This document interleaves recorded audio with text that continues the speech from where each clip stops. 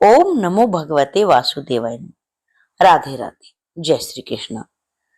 अधिक मास में पड़ने वाली एकादशी को पद्मनी एकादशी कहते हैं।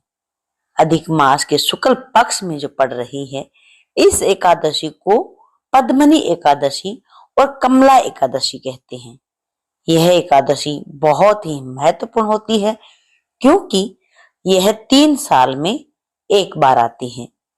और इस एकादशी पर जो भी भक्त, जो भी श्रद्धालु व्रत रखते हैं और श्री हरि की पूजा करते हैं, उन्हें बैकुंठ में वास मिलता है। लेकिन इस बार लोगों में भ्रम बना हुआ है कि व्रत कब रखें, क्योंकि अब की बार एकादशी तिथि है जो वो 2 दिन पड़ रही है। एक एकादशी दशमी युक्त एकादशी है, जिसे काफी लोग इस व्रत को नहीं करते हैं, क्योंकि एकादशी व्रत हमेशा द्वादशी युक्त एकादशी का ही करना शुभ माना जाता है। आइए जान लेते हैं एकादशी कब से शुरू हो रही है। एकादशी तिथि शुरू होगी 26 मई मंगलवार सुबह 5:12 से और एकादशी तिथि समाप्त होगी 27 मई बुधवार सुबह 6:22 पर। अब इस बात का सबसे बड़ा कारण है कि व्रत हम किस दिन रखें, क्योंकि मंगलवार को भी सुबह से ही एकादशी लग रही है। लेकिन व्रत करना कब है? व्रत हमको बुधवार को, यानी कि 27 मई बुधवार को हमें एकादशी का व्रत रखना है, क्योंकि यह एकादशी द्वादशी युक्त एकादशी है। इसीलिए शास्त्रों में भी बताया गया है कि द्वादशी युक्त एकादशी का उपवास करना ही अति उत्तम बताया गया है, क्योंकि द्वादशी लगते ही हरिवासर का समय भी शुरू हो जाता है। और जब तक हरिवासर का समय रहता है, तो ऐसे में हमें अपने व्रत का पारण नहीं करना होता है। एकादशी व्रत में हमेशा इस बात पर विशेष ध्यान दिया जाता है कि हरिवासर का समय कब समाप्त होगा। हरिवासर के समय समाप्त होने पर ही हमें अपने व्रत का पारण करना होता है।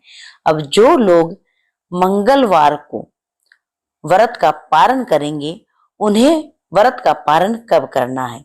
देखिए, उन्हें व्रत का पारण हरिवासर का समय बीत जाने पर ही करना होगा। आइए जानते हैं। द्वादशी तिथि शुरू हो रही है 27 मई बुधवार सुबह 6:23 से और द्वादशी तिथि समाप्त होगी 28 मई गुरुवार सुबह 7:57 पर। अब एकादशी पर जो मंगलवार को पारण करेंगे, वो दोपहर में, बुधवार को दोपहर में 1:30 से और 3 बजे तक के बीच में अपने व्रत का पारण आपको करना है। उससे पहले आपको अपने व्रत का पारण नहीं करना है, क्योंकि ऐसा करने से आपको आपके व्रत का पुण्य फल बिल्कुल नहीं मिलेगा। तो इस बात का आपको ध्यान रखना है।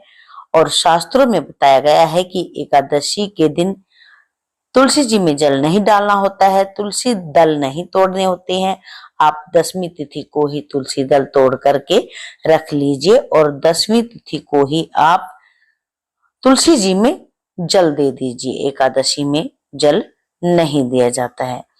अब आप एक बात को और समझ लीजिए, कोशिश करें कि हो सके तो आप जब 27 मई बुधवार को सब वैष्णव लोग व्रत रख रहे हैं, तो आप भी इसी दिन ही व्रत रखें, क्योंकि यह व्रत द्वादशी युक्त व्रत है और इसमें आपको पारण करना है 28 मई गुरुवार सुबह 5:25 से 7:56 तक।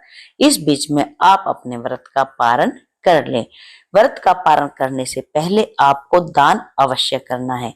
जानकारी अच्छी लगी हो तो वीडियो को लाइक करके चैनल को सब्सक्राइब जरूर कर लें।